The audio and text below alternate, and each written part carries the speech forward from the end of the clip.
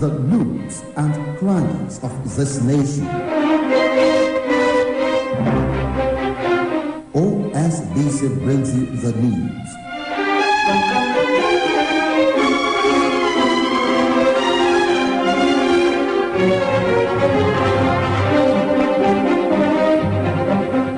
News across the country. Good evening. Welcome to the news across the country. I am Timitokwe Olajuwola. Osun Speaker drums support for Governor Oyetola's re-election. APC denies President Buhari's purported tenure extension. Federal government makes health insurance compulsory for employers. 2 hotel staff die mysteriously inside facility in Calabar. Ahead, Friday House of Assembly primary election of APC, Osun State House of Assembly Speaker Honorable Timothy Oweye says re-election of Governor Adegbeyega Oyetola is sacrosanct. Honorable Oweye stated this while embarking on a consultation tour to all wards in Ilesha East, while addressing thousands of APC supporters across the visited wards. The Speaker sought for the unflinching support of APC members towards his re-election. He held that the support and solidarity received from constituents since has been consistent and overwhelming, while assuring them to consolidate on a series of life-changing programs. Honorable Oweye had earlier informed APC members to do everything within their might to work round the clock for the re-election of Governor Oyetola. In their submissions, APC members in Ilesha East local government area stated that re-election of Governor Oyetola and Speaker of the State Parliament, Honorable Timothy Oweye, is non-negotiable. They affirmed their readiness to ensure massive votes for the Speaker during the Friday APC State House of Assembly election. As the Governor Oyetola's administration is workers-friendly, the best form of reciprocation is to ensure its continuity for continued welfare of the workforce. The Chairman Trade Union Congress TUC in the state of Osun, Comrade Adebowale Adekola, stated this today while featuring on Osheluwa, a weekly current affairs Yoruba personality interview program. Comrade Adekola called on the state government to also extend its welfare program to other retirees after 2010 who are captured in the contributory pension, as it is currently doing for other senior citizens. He clarified that there is no more ghost workers in the state workforce, as the current system does not give room for such. The Labour leader therefore urged stakeholders to be patient with the government, believing more would be done as soon as the state economy improves. Amid the backlash generated by recent reports quoting a senior advocate of Nigeria, Chief Robert Clark, as calling for a tenure extension for President Muhammadu Buhari, the ruling All Progressives Congress APC has declared that the president will serve out his term and vacate the presidential villa as stipulated by law. This was as the party today inaugurated its 61-member Ekiti State Governorship Campaign Council with an order to the council to ensure victory for the party and not to come back crying after the election. Chief Clark had, in a television interview monitored in Abuja some days ago, declared as erroneous the belief that the president cannot stay in office for more than 8 years. The plan of the Independent National Electoral Commission to register at least 20 million Nigerian voters before the end of June seems unlikely to come to fruition, as only 5.8 million people are representing 29% of INEC's target have actually registered. According to INEC, as of last week, 9,238,991 fresh registrants had registered online, but of this figure, only 5,845,751 had completed the physical registration process. The INEC chairman, Professor Mahmoud Yakubu, had said last year that the commission was expected to register 20 million Nigerians before July this year. The intended target was mostly youths who had crossed the age of 18 since the 2019 elections. Until the concept of money politics is abolished in the country's political ideology, the right people with national interests may not have the opportunity to serve. A frontline politician, Mr. Ayodele Mustafa, said this while speaking with OSBC News in Osogbo. Mr. Mustafa, who berated vote buying and inducements, maintained that they have resulted into poor governance being witnessed in the country, noting that it is expedient for Nigerians to choose visionary leaders in the upcoming elections. The politician noted that the country may miss it again if money is the priority of its citizens while choosing their leaders. Earlier than this, in the past, their politics, though they are spending money, but money wasn't the main issue in politics. One will be surprised that when a candidate is campaigning and telling the world that he has come with dollar, with euro, with that is trying to intimidate public with money. So politics shouldn't be like that. The money you spend in politics is a necessity. It shouldn't be a means of canvassing people to yourself or buying votes. People should vote willingly rather than buying votes. So campaigning with money is like mortgaging the life of the people. Mr. Ayodele Mustafa speaking on money politics. Corruption has been described as a bane of which, if not eradicated, will continue to work against human and national development. Those who spoke with OSBC News in Osogbo stated this while reacting to recent revelations of corrupt practices, most especially the one traced to the Accountant General of the Federation. Saheed Adeboje has the detail.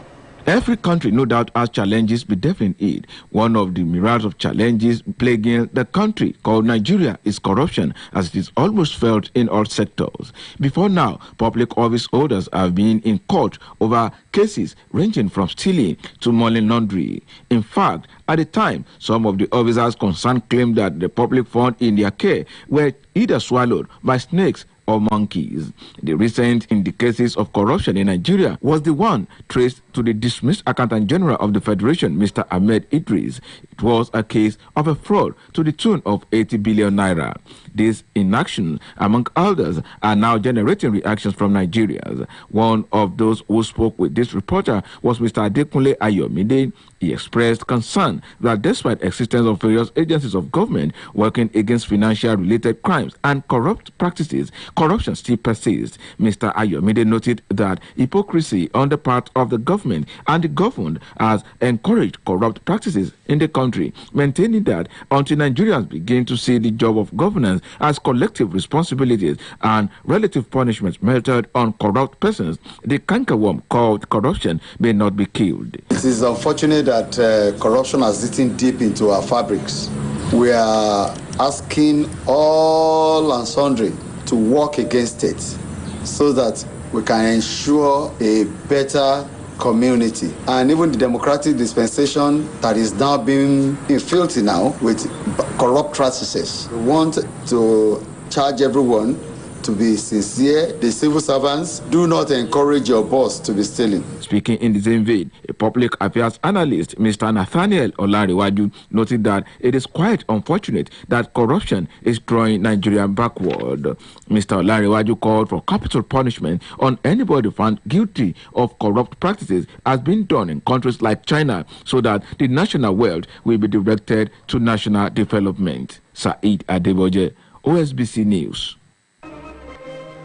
The President of the Senate, Ahmed Lawan, has assured the judiciary that the National Assembly is determined to provide any possible support to enable it to discharge its mandate and tackle corruption in the country.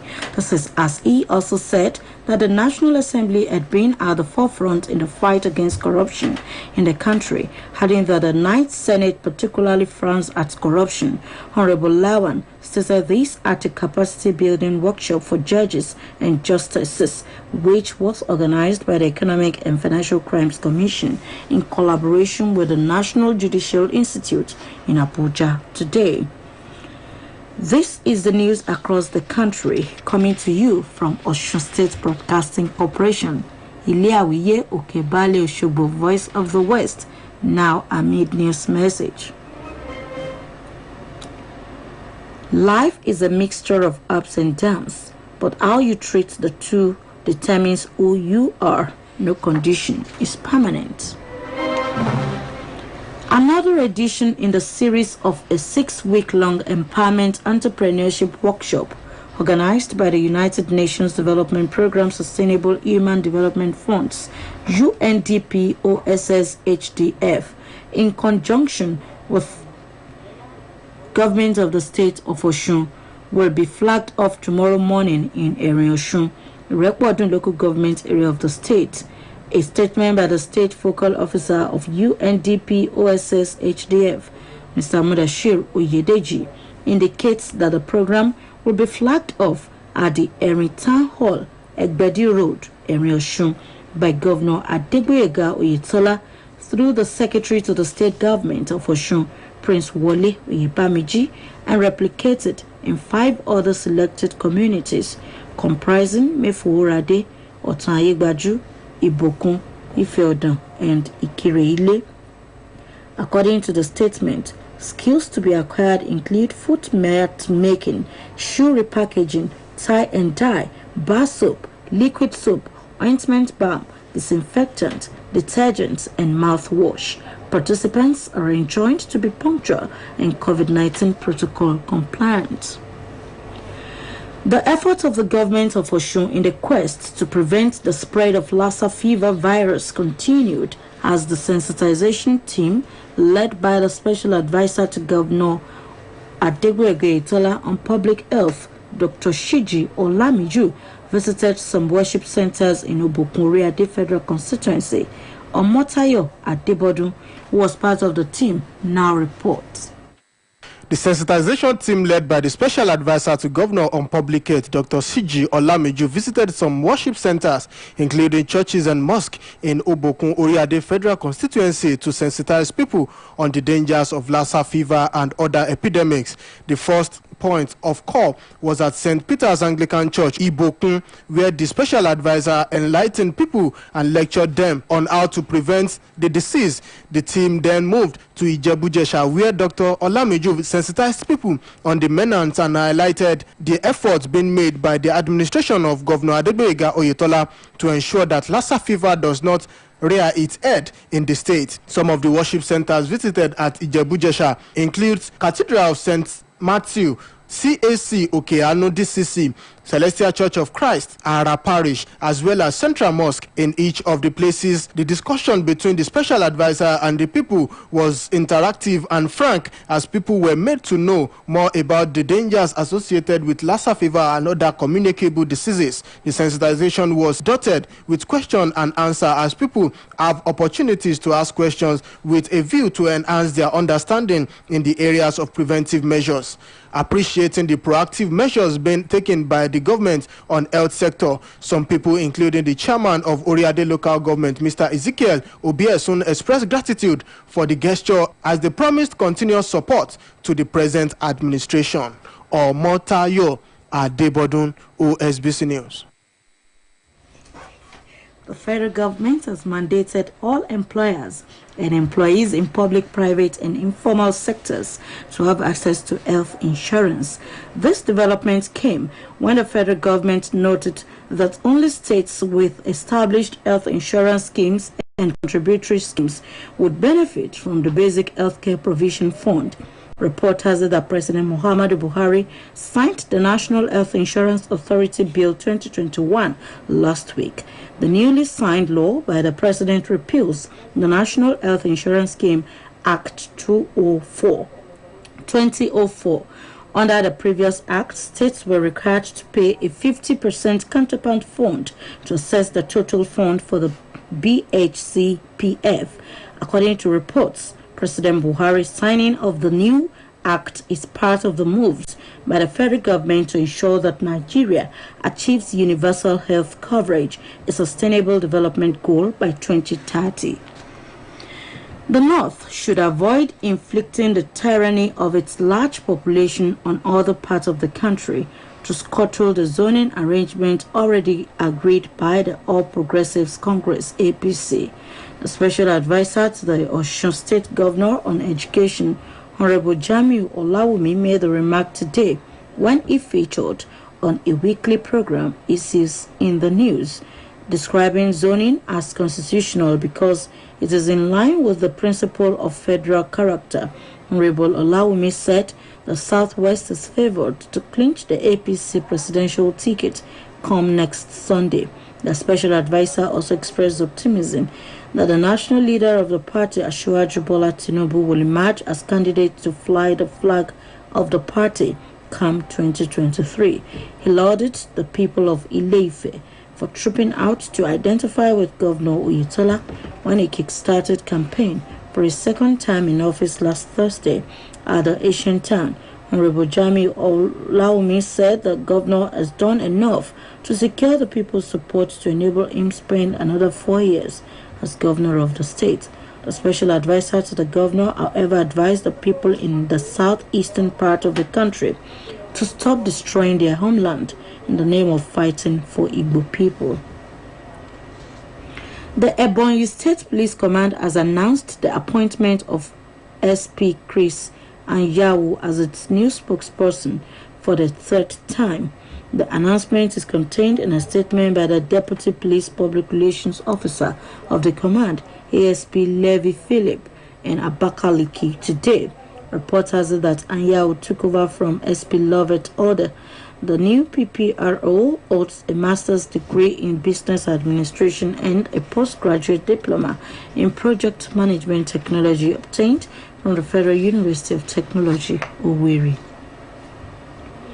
The Nigeria Midstream and Downstream Petroleum Regulatory Authority has disclosed that it is drafting new regulations on gas pricing in the country.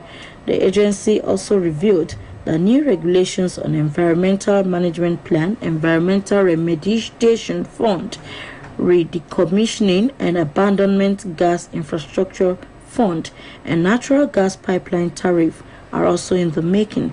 The NMDPRA, in a statement in Abuja, said the new regulations on midstream and downstream operations would bring clarity, improve business processes, and ease of doing business in the sector.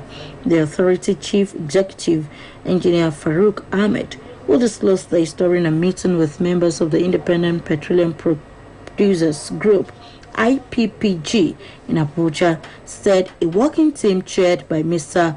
Ogbuko K. Ukoka, Executive Director, Distribution System, Storage and Retailing Infrastructure, has been set up to review the draft regulations, engage and consult stakeholders for smooth implementation when released. Commuters plying Agbara Igbolerin Okoko route were today stranded as some commercial drivers protested against alleged harassment and extortion by personnel of the Lagos State Environmental and Special Offences Enforcement Unit. The drivers, who carried placards with various inscriptions including End Tax Force Wahala and End Tax Force in Lagos State, prevented commercial vehicles and trucks from taking one way at Church Bus Stop Ojo along Badagry Expressway. The protest caused traffic and grounded movement from Okoko to Yana Isasi bus stop. Following the heightening state of insecurity in Anambra State. The state governor, Professor Chukwuma Soludo, has said that his administration has drawn a battle line against criminals, insisting that no place in the state would be safe for them to operate. Professor Soludo said government is putting stringent measures in place with security agencies to tackle the situation headlong and restore peace and order to the state. Lamenting the loss of the members representing Aguata Constituency 2 at the State House of Assembly, Okechukwu Okoye, who was gruesomely murdered alongside his aide Cyril Chiegboka by gunmen, the governor assured that the perpetrators of the dastardly act would be arrested and made to face the full wrath of the law. Tragedy reportedly struck at a hotel in Calabar along popular Parliamentary Extension, Calabar Municipality, local government area of Cross River State, as the lifeless bodies of two of the hotel staff were discovered in a room. It was learned that the lifeless bodies of the deceased 18-year-old Joseph Enagu Onya from Yala Unkum in Nkom local government area of Cross Rivers and Daniel Aswatang Matthew from Nlni local government area of Akwa Ibom were discovered with foam on the mouth of Joseph, and some traces of blood were also seen on the ground of the room where they were discovered. Findings by newsmen showed that the duo had been working in the hotel for more than 6 months without any issue. According to impeccable inside sources, they cooked and many of them ate the food, including other staff, but the next morning their bodies were discovered. The source further said that the only thing they would have suspected was generator fumes, but there was light and the generator was never turned on all through the night. Super Eagles shot stopper Maduka Okoye has withdrawn from the Super Eagles international friendlies against Mexico and Ecuador. Adeyemi Aboderi has more on sports updates.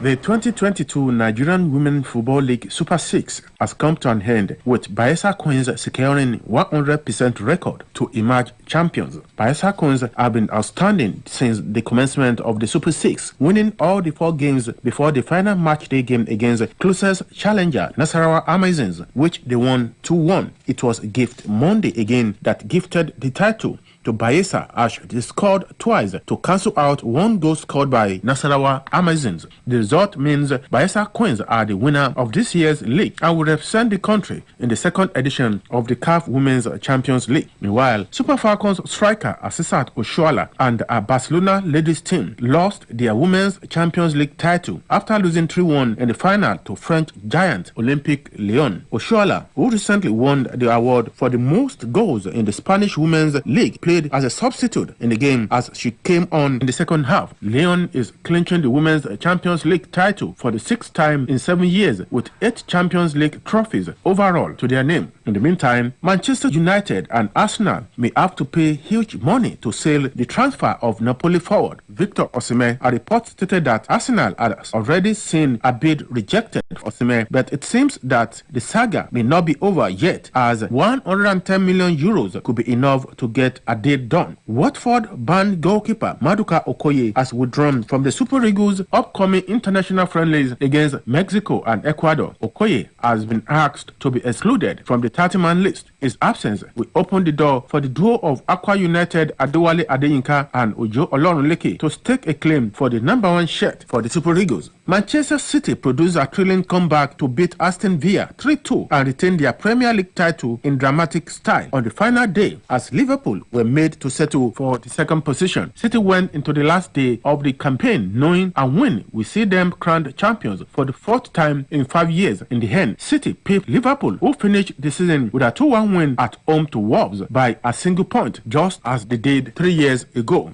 Nigeria dominated the 2022 African Wrestling Championship after our wrestlers won multiple gold, silver and bronze medals to end the competition on a high. Olympic silver medalist Blessing Oborodudu won her 11th consecutive continental title, claiming gold medal. Jumoke Adekoye, Oduayo Adekoroye, and her sister Mercy Adekoroye also won gold for Team Nigeria in the women wrestling event. Patience Oponi won silver medal, while Ebi Biogos and Somisola Balogun won bronze medals. Sport update returns tomorrow. My name is Adeyemi Abodeni. To end the news across the country, here are the major points. Ahead Friday's House of Assembly primary election of APC Speaker Osun State House of Assembly, Honorable Timothy Oweye, has noted that re-election of Governor Adepoye Oyetola is sacrosanct amid the backlash generated by recent reports quoting a senior advocate of Nigeria, SN Chief Robert Clark, as calling for a 10-year extension for President Muhammadu Buhari. The ruling All Progressives Congress, APC, has declared that the president will serve out his term and vacate the presidential villa as stipulated by law. The federal government has mandated all employers and employees in public, private, and informal sectors to have access to health insurance. Tragedy reportedly struck at a hotel in Calabar, an unpopular parliamentary extension, Calabar Municipality, local government area of Cross River State, as the lifeless bodies of two of the hotel staff were discovered in a room. That was the news across the country, edited by Temitope Olajuwola. For more about us, you can visit www.osbcng.org. Thanks for listening. Good evening.